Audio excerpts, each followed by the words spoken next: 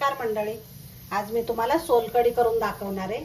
तर त्याच्यासाठी मी हे 3 नारळ घेतलेले आहेत फोडून, त्याच्यावरचं साल काढून घेतलेलं आहे। असं थोडं थोडं कुठेतरी राहिलेलं आहे, तरी पण मी सगळं काढलेलं आहे। हे बघा, हे 3 नारळ आहेत। तर त्याच्यासाठी मी काय काय घेतले दाखवते। अद्रक घेतलेलं आहे, अद्रक घेतलंय आणि मिरच्या घेतलेल्या आहेत, तिखट तुमच्या आवडीनुसार घ्यायच्या।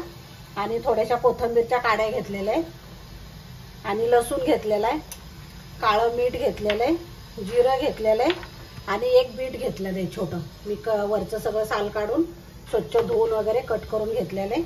तर हे सगळं आपल्याला मिक्सरच्या भांड्यामध्ये घालायचं। आता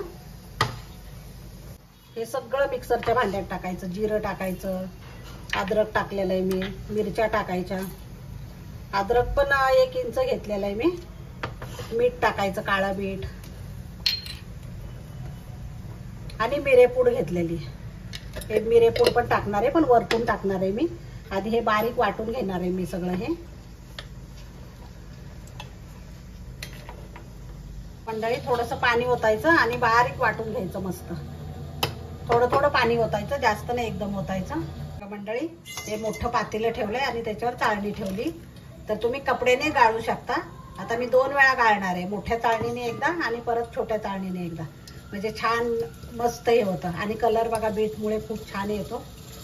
मंडळी आता सगळं नारळ घालून परत ह्याचा चोथा घालून सगळं वाटायचं। 3-4 वेळेस वाटायचं आणि पाणी घालायचं, पाणी घालून वाटायचं मस्त। हे बघा झालेलं आहे आता हे याच्यातलं नारळ मी सगळं वाटून घेतलेलं आहे। असा थोडासा राडा होतो, पण सोलकढी खूप छान लागते, मस्त लागते एकदम आणि थंडावा देते आपल्याला शरीराला।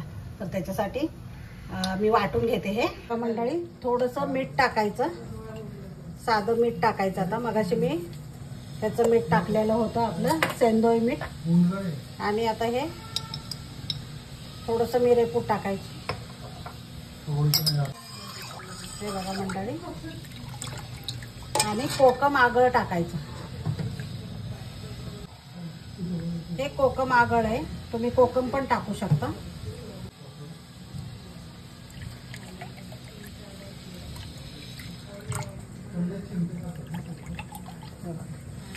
आणि थोडीशी साखर टाकायची।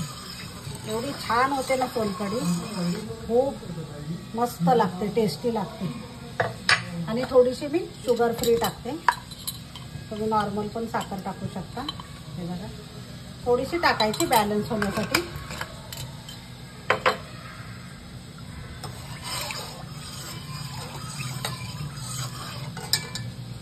आणि आता मी कोथिंबीर टाकून घेते। मस्त झाली सोलकढी आणि आमच्याकडे सगळ्यांनाच आवडते ना, म्हणून मी 3 नारळाची केली, भरपूर केलेली। हे बघा 2 दिवस पण पिऊ शकतो आपण फ्रीजमध्ये ठेवून, इतकी छान झालेली। हे बघा मंडळी, ग्लास मध्ये पण खूप छान वाटते आणि पिऊन बघा तुम्ही, इतकी मस्त होते ना। तुम्ही रोज बनवाल अशी सोलकढी होते। तर खूप छान झालेली। तर तुम्हाला आवडली असेल तर लाईक, शेअर आणि सबस्क्राईब करायला विसरू नका। धन्यवाद।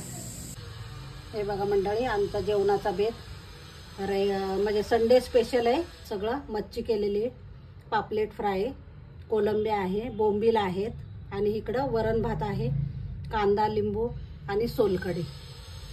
असा आजचा बेत आहे। तर तुम्हाला कसं काय वाटलं? मी काय हे दाखवलेलं नाही सगळं रेसिपी, मी ह्याच्या आधी पण मी शेअर केलेले आहे, त्याच्यामुळं मी काय यावेळेस दाखवले नाही, फक्त सोलकढी दाखवली। तर मस्त बेत आहे आजचा, काय म्हणते मी।